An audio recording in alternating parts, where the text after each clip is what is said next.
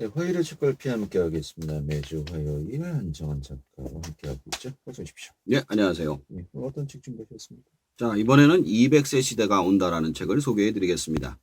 100세도 아니고 200세 시대가 온다. 공상과학 책인가요? 아닙니다. 어떤 엄청난 제목의 책인데 네. 판단을 소개해 주시죠. 자, 인간은 영원히 살고 싶다는 꿈을 꾸면서 살아왔죠. 그런데 지금 실리콘밸리에선 인간의 수명을 획기적으로 늘리는 연구가 진행 중이라고 합니다. 이 책은 실리콘밸리의 비밀 연구소를 찾아 흥미로운 의학 연구들이 어떻게 진행되고 있는지 탐사하고 소개합니다. 그동안 불가능하고 여겨졌던 불로장생의 꿈이 빅데이터, 인공지능, 유전자 조작, 3D 프린터 등을 결합해 질병을 극복하고 수명을 연장하는 디지털 의학 연구 현장이 눈앞에 펼쳐집니다. 이 저자는 누굽니까? 자, 독일 대표 시사지 슈피겔의 실리콘밸리 지사 편집장이자 미국 수서 특파원입니다. 1973년 태어나 독일 프랑크푸르트에서 정치학 석사학위를, 미국 마이애미 대학교에서 커뮤니케이션 석사학위를 받았습니다.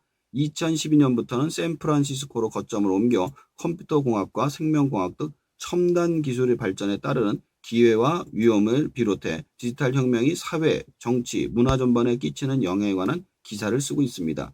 구글의 미래 전략을 집요하게 취재해 2015년 펴낸 구글의 미래는 경제 베스트셀러에 오르며 많은 독자의 주목과 극찬을 받았다고 합니다. 그래요. 자, 그런데 어떻게 200세 시대를 연다는 것인지 먼저 큰 틀에서 목표를 좀 찾아볼까요? 예. 자, 1장 세포는 소프트웨어다. 2장 기계를 업고 도약하다. 5장 암이라는 괴물을 잡다. 6장 인체를 부품으로 대체하다. 7장 200세 시대가 온다. 9장 새로운 의학은 새로운 인간을 만든다. 등등입니다. 그래요. 가다가 끼우는 것과 예. 먼저 1장 세포는 소프트웨어다. 어떤 내용입니까? 자, 우선 우리의 세포는 DNA로 구성되어 있다는 것은 누구나 알고 있습니다. 그런데 우리의 건강과 수명이 DNA 구성에 따라 변화한다는 사실을 과학자들을 알아냈습니다. 그 중에서도 알츠하이머, 즉 치매는 유전적 질병이었습니다. 그래서 알츠하이머를 걸린 사람들이 약한 DNA를 찾아서 고치는 방식으로 치료를 하는 법을 찾고 있는 중이죠. 이러한 DNA를 고치려면 크리스퍼라고 하는 유전자 가위를 통해 치료를 하게 되는데, 이러한 치료법을 개발하는 도중에 인간이 가지고 있는 기본적인 유전병을 모두 고치는 방법을 알아가게 됩니다. 더 나아가선 아이의 아이가 만들어질 때 이미 유전적으로 문제가 되는 DNA를 고쳐서 질병을 앓지 않는 사람으로 만들 수 있는 기술까지 연구되고 있는 상황입니다. 그래요. 2장 기계를 얻고 도약한다. 정리해 주시죠. 자, 2015년 인간 게놈 지도가 완성되었을 때 의학자들은 앞으로 의학은 훨씬 더 복잡해질 것이라고 이야기했습니다. 그 이유는 인간 개개인이 가지고 있는 게놈의 모양이 조금씩 다르기 때문인데요. 그래서 사람마다 다른 형태의 치료법을 찾아야만 한다는 점이었습니다. 그런데 이러한 문제가 빅데이터와 인공지능으로 인해서 해결이 되고 있습니다. 예를 들어 어떤 사람에게 처음 생긴 질병에 대해서 약을 제조해 준다고 했을 때 발생할 수 있는 형태의 문제점을 비슷한 DNA를 가진 사람들을 모두 확인을 해서 인공지능이 각종 논문에서 문제점을 확인해 주는 부작용을 가장 적으면서 가장 효과가 좋은 약을 만들 수 있는 겁니다. 그리고 그 과정에서 빠른 시간 안에 완성함으로써 개인은 빨리 치료를 받게 될 것이라고 합니다. 그리고 이렇게 치료된 사람의 데이터 역시 쌓여서 다른 사례 연구로 연결하게 됩니다. 네. 자, 그리고 5장으로 넘어가죠. 가장 관심 가는 대목이죠. 암이란 괴물을 잡다. 암을 어떻게 정복할 수 있는 겁니까? 자, 암이라는 것은 인류의 역사가 시작된 이래로 계속해서 등장하고 있습니다. 그런데 암의 특성을 보면 바이러스나 세균처럼 외부에서 오는 것이 아니라 몸 안의 세포가 일정 시간이 지나면 죽어야만 하는데 죽지 않고 영원히 살다 보니 그게 점점 다른 세포들에게 전이가 되어서 몸이 죽어버리는 과정이 암입니다. 즉, 외부에서 들어오는 것이 아니라 체내에서 형성된다는 점이죠. 그런데 이러한 세포들을 죽이는 것을 T세포라는 것이 있습니다. 그런데 암세포의 경우 다른 체세포와 다른 구조로 되어 있어서 놓치는 경우가 많아서 나중에 암이 크게 커지고 전이가 되어서 죽음에 이르는 것입니다. 그런데 앞에서 말한 T세포를 이러한 세포를 잘 찾는 세포로 다시 만들어서 몸에 주입을 하게 되면 암에 걸리지 않는 몸을 만들 수 있게 된다는 것입니다. 그 외에도 여러 가지 방법으로 암을 정복하는 방식이 나오고 있습니다. 그래요. 역시 관심이 가는 대목인데 6장이죠. 인체를 부품으로 대체한다. 줄기세포를 얘기하는 건가 싶기도 하고 인체를 어떻게 대체를 할 수 있다는 겁니까? 자, 여기서 가장 중요한 기술이 바로 3D 프린터입니다. 예. 현재도 인체 일부를 뼈를 3D 프린팅해서 사용을 하고 있습니다. 여기서 나온 3D 프린터는 뼈를 넘어서 인체의 장기를 프린트하는 것을 의미하고 있습니다. 현재 가장 발전한 형태의 장기는 폐라고 하는데요. 현재 폐를 프린트해서 한 달 정도 생존이 가능한 상태까지 만들었다고 합니다. 다른 장기들은 모양만 만들지 아직까지 기능을 하지 못하는 상황이라고 하지만 그런 프린트한 걸 가지고 인체 실험을 대신해 사용할 수 있다고 합니다. 또한 피부가 포함된 장기, 귀, 코 등과 같이 장기 등의 경우에도 현재도 사용할 수 있을 정도로 진화를 하고 있다고 하네요. 그래요.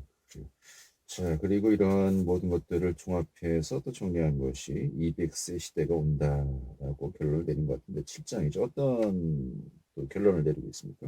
자, 2장에서는 살아있는 인간의 유전자를 조작을 해서 최대한 오랫동안 젊게 사는 방법을 이야기하고 있습니다. 최대 한계를 200세로 보고 있죠. 2장에서는 그걸 넘어 인간의 영생의 시대를 이야기하고 있습니다. 물론 인간의 자연적인 상태의 수명을 아무리 고치고 늘려도 200세가 한계겠죠. 그러나 인간을 자연 상태가 아니라 데이터의 상태로 만들어 클라우드에 올려놓으면 얼마든지 영생이 가능해집니다. 그리고 앞에서 말씀드린 바이오 프린터로 인체 전체를 프린트하는 경우 자신을 데이터로 클라우드에 올려놨다가 현실에 다시 프린트하는 방식으로 영생이 가능해질 수 있습니다. 사실 이것은 특이점이 온다라는 책에서 이미 알려진 이야기인데 그것을 현실화하는 실리콘밸리의 이야기가 나온 것입니다. 자, 9장입니다. 새로운 의학은 새로운 인간을 만든다. 어떤 내용입니까? 여기에선 새로운 인간의 등장, 아마 호모데우스 기억이 나실 텐데요. 즉 머리가 좋고 건강하고 영원히 사는 인간이 등장했을 경우 사회의 충격에 대해서 이야기하고 있습니다. 아마도 돈이 많고 능력 있는 사람들이 이러한 사람들이 될 것이고 대부분의 사람들은 이러한 수명의 불평등을 받아들이지 못할 것이라고 합니다. 게다가 이러한 사회적 불평등은 결국 같이 모여 사는 사회를 무너뜨릴 수 있다는 문제점을 이야기합니다. 그러기 위해선 지금부터 그러한 문제점을 미리 인식해서 법과 제도를 변화시키고 사람들의 인식을 교육을 통해서 변화시켜야 한다는 점을 이야기하고 있습니다. 그래요. 아무튼 인간의 수명이 늘어날 수 있다는 여러 가지 가능성들, 현재 또 연구되고 개발되고 있는 것들을 정리한 것인데, 좀 여기에서 우리가 또 근본적인 질문 해야 될 것 같습니다. 200세까지 살고 싶으십니까? 아니요, 200세를 넘어서 영원히 살고 싶죠. 음, 제가 사실 이런 이야기 할 때 가장 많이 듣는 질문인데요. 사실 질문 자체가 잘못된 거예요. 살아있는 모든 생명체는 죽기 싫도록 프로그래밍이 돼 있어요. 네. 그러나 영원히 살 수가 없어서 자손을 남겨서 유전자를 전달하도록 만들어져 있죠. 어쩌면 영생이 현실화되는 순간 인류는 영원히 살고 싶은 욕망도 자손을 남기고자 하는 욕망도 사라져서 멸망할지 모른다라는 생각을 하게 되더라고요. 네. 또 한편으로 과연 인간의 수명이 늘어나고 정말 여러 가지 그 사회적 시스템 또 노후 보장 이런 여러 가지 문제들을 고려해 봤을 때 건강 문제도 있겠고요. 과연 오래 살고 영원히 사는 것이 축복일까? 난 근본적인 질문을 좀 하게 됩니다만은 자, 아무튼 이 책은 아까도 이야기했듯이 인간의 수명 연장의 어떤 가능성 현재 또 개발되고 있는 부분들 이런 부분에 대해서 한번 또 검토해 볼 만한 고찰해 볼 만한 내용이 아니었나 싶네요. 지금 어떤 분들이 이 책을 읽으면 좋을까요? 자, 이게 아직까지 이루어지지 않은 인류의 꿈 아닙니까? 그러니 영생의 꿈을 꾸고 싶은 분들에게 추천을 하고 싶습니다.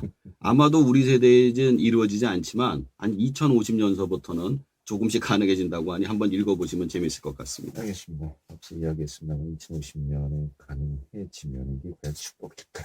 다시 한번 고민해 봐야 될 것 같습니다. 오늘 잘 들었습니다. 감사합니다. 네, 한재환 작가였고요.